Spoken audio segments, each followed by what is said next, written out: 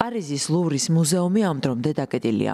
ფრანგის სამართალდამცავები ეძებენ 4 დამნაშავეს, რომლებმაც მსოფლიოს ერთ-ერთ ყველაზე ცნობილ მუზეუმში ისტორიული სამკაულები მოიპარეს, რომლებიც დაახლოებით $60 მილიონ არის შეფასებული. მძარცველებმა მოტოციკლეტებით გაიტანეს ძვირფასეულობა.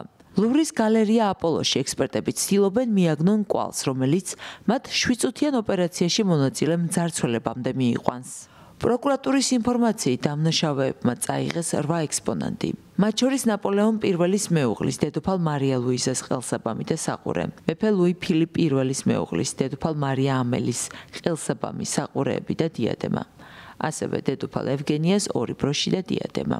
მე-9 ექსპონატი დედოფლის ურმუხტებით შემკული გვირგვინი, რომელშიც 1300-ზე მეტი ბრილიანტია, მოგვიანებით მუზეუმის გარეთ იპოვეს. სამწუხაროდ გვირგვინი დაზიანებულია.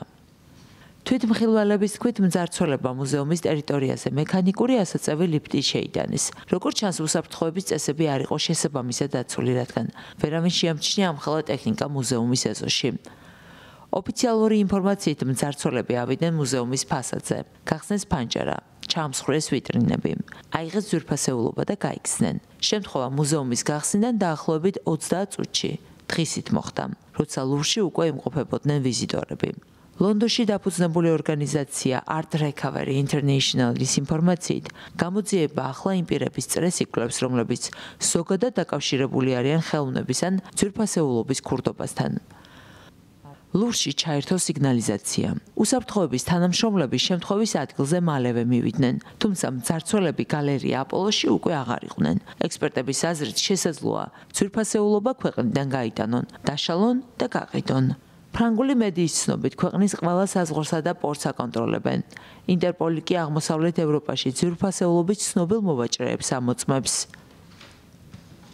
მიუხედავად იმისა, რომ ბოლო წლებში ლუვრში უსაფრთხოების ზომები გაძლიერდა და იგეგმება მათი დამატებითი განახლება ახალი თაობის კამერებით, პერიმეტრის სენსორებითა და უსაფრთხოების მართვის ოთახებით, კრიტიკოსები ამბობენ, რომ ეს ნაბიჯი უკვე დაგვიანებულია.